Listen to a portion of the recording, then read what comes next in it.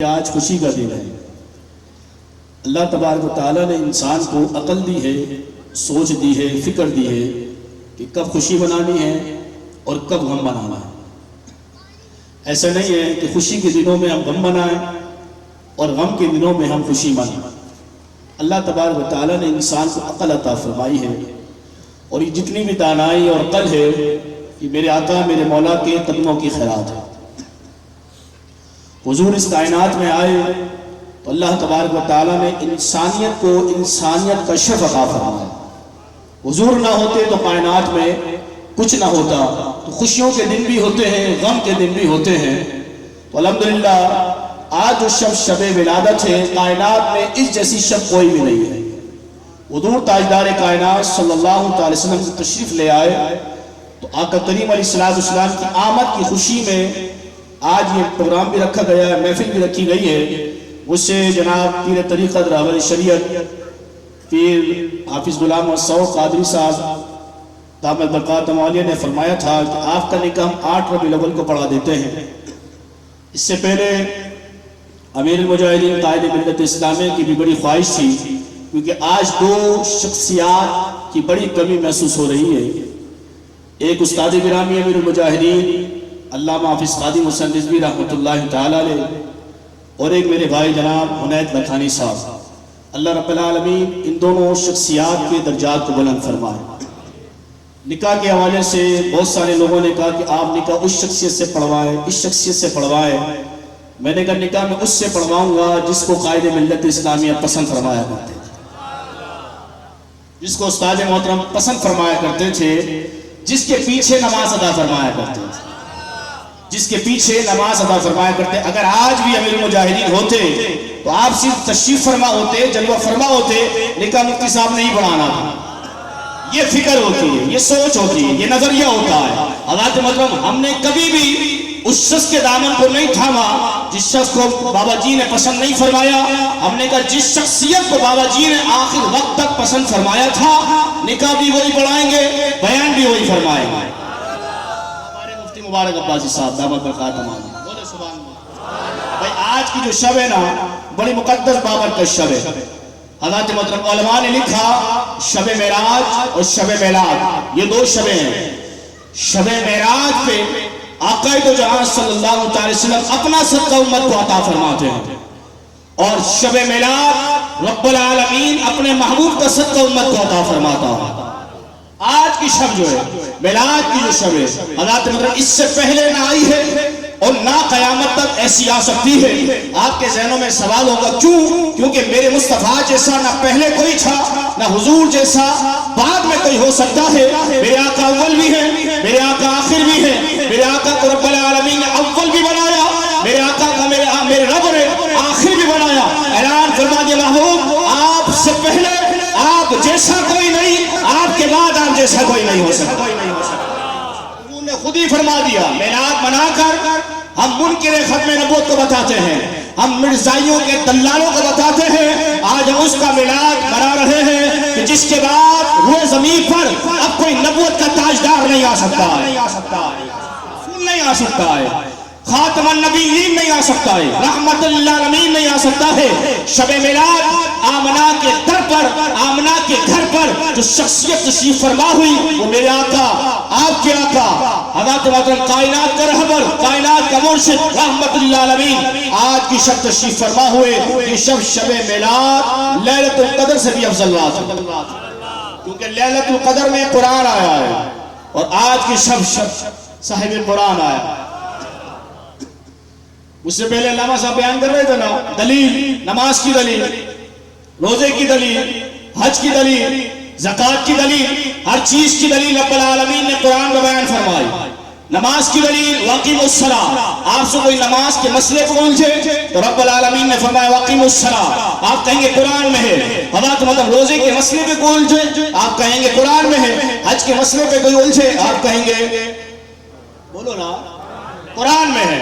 حضرات محترم جس مسئلے پر آپ سے کوئی الجھے گا آپ کہیں گے دلیل قرآن میں ہے، لیکن جب لوگوں نے رب کی دلیل مانگی کہ رب کی دلیل کیا ہے، رب کی دلیل کیا ہے؟ ہم کیسے مان لیں رب یکتا ہے، وحدہ لا شریک ہے، رب ایک ہے؟ 360 جو رکھے ہیں یہ غلط ہیں، یہ باطل ہیں، اور ایک جو ہے وہ حق ہے، ہم کیسے مان لیں؟ اللہ تعالیٰ رب العالمین نے یہ نہیں فرمایا سورہ مصطفیٰ، ہم اس کو بھی قرآن میں بیان کر دیتے ہیں، قرآن میں تو ہے لیکن رب العالمین نے بتایا محبوب اگر کوئی میری دلیل مانگے تو دنیا کو بتا دے رب کی دلیل ایک ہی ہے، وہ محمد نبی کی ذات ہے،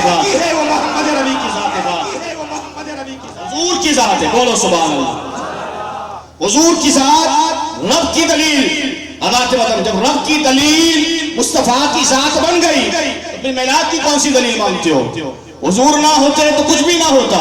حضرت مطلب میرے آقا میرے مولا کی آمد سے پہلے ہی حضور کے چرچے ہوتے تھے۔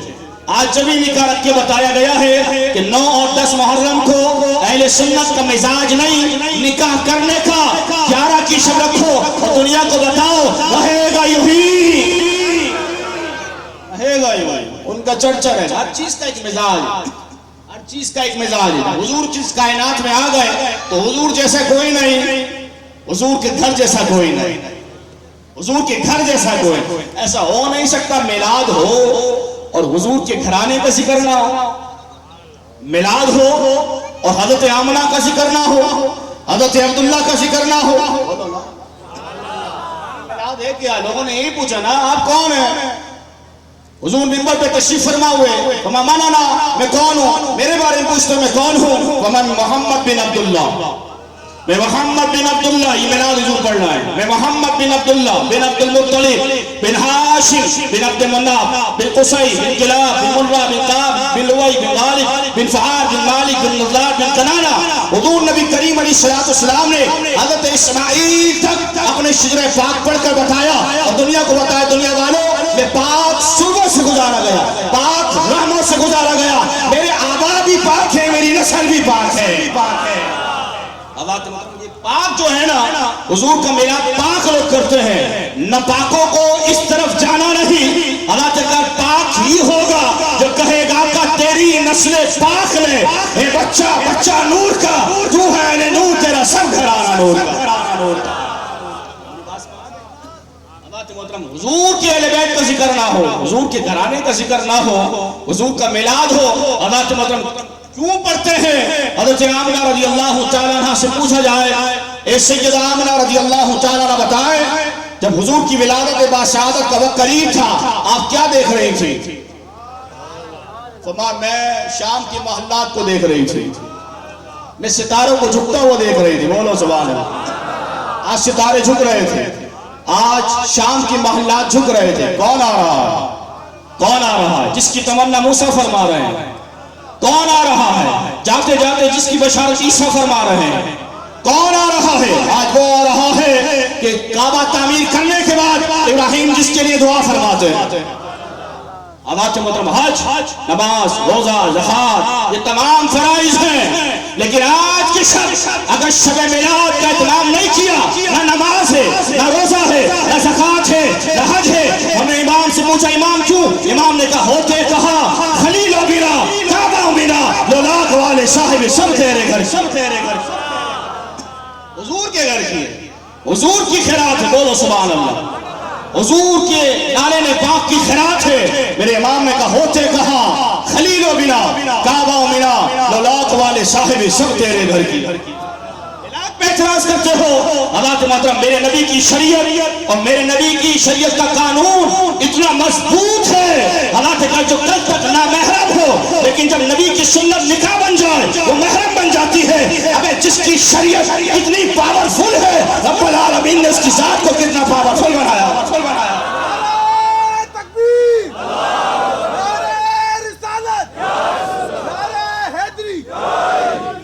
کیوں جی مفتی نبی عباس ایسی ہے نا، جس کی شریعت اتنی پاورفل ہے، جس کی شریعت پہ عمل کرو اتنی پاور مل جاتی ہے، تو جس کی شریعت پہ عمل کیا جا رہا ہے وہ کتنی طاقت والا ہوگا، وہ کتنی طاقت والا ہوگا۔ اللہ کے محترم کیوں یہ جو میلاد سجایا ہے یہ حضور کی وجہ سے، وَرَفَعْنَا لَكَ ذِكْرَكَ، ابھی تیری وجہ سے تیرے ذکر کو بلند کیا، کسی کی وجہ سے نہیں، نکاح کسی کے لیے نہیں، کسی کی وجہ سے نہیں، فرمایا نکاح بھی مصطفیٰ کی سنت ہے اور سنت بھی مصطفیٰ کے لیے ہی ہے، ہر چیز مصطفیٰ کے لیے ہے۔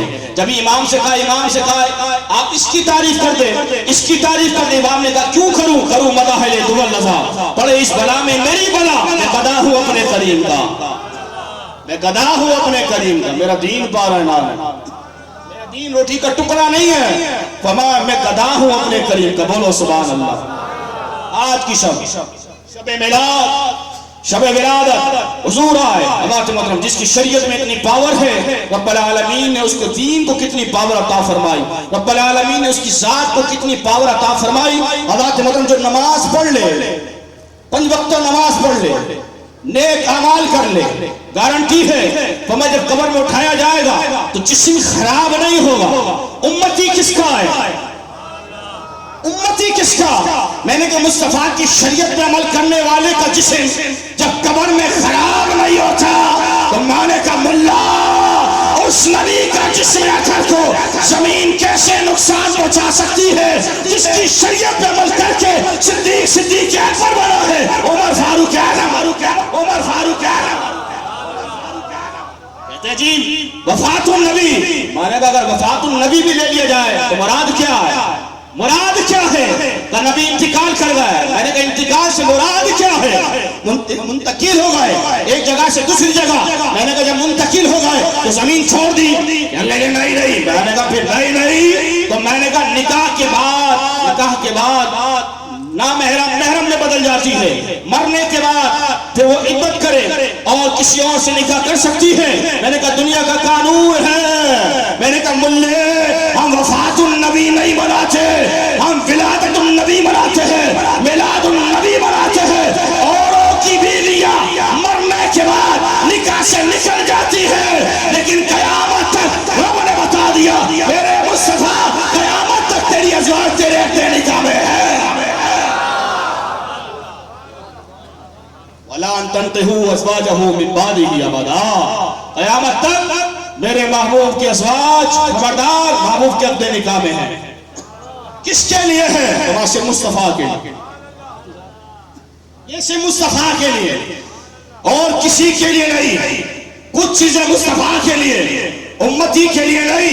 میری ماں ام المومنین حضرت عائشہ فرماتی ہے حضور آرام فرماتے، اٹھتے، فرمایا پھر مصلی بنا کر نماز ادا فرماتے۔ میرے آقا سے پوچھا یا رسول اللہ وضو سونے سے ٹوٹ جاتا ہے، ناقص ہو جاتا ہے، لیکن آپ آرام کرتے ہیں، وضو برقرار رہتا ہے۔ میرے آقا نے فرمایا عائشہ نبی کا دل جاگتا ہے، نبی کی شہریات بند ہوتی ہے۔ میں نے کہا ملے جس کا وضو سونے سے نہیں ٹوٹتا وہ قبر انور میں جا کے کیسے مردہ ہو سکتا ہے؟ کیسے مردہ ہو سکتا ہے؟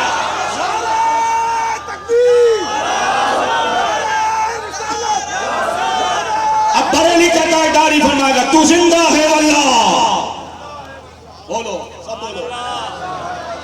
وفات النبی کو منائے جن کا مر گیا، میرا نبی زندہ، میرا نبی زندہ، تو زندہ ہے واللہ،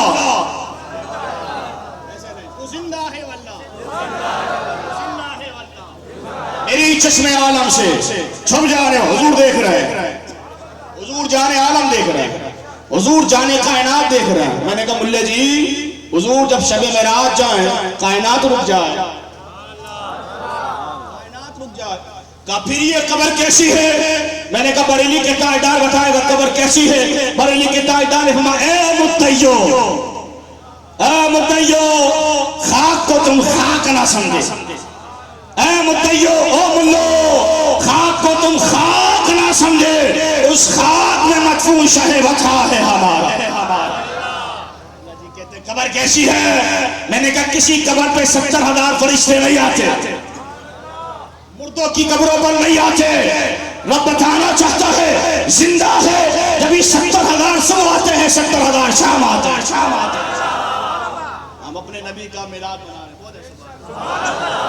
بولے سبحان اللہ۔ آج کی شب تو مانگنے کی شب ہے، بولو سبحان اللہ،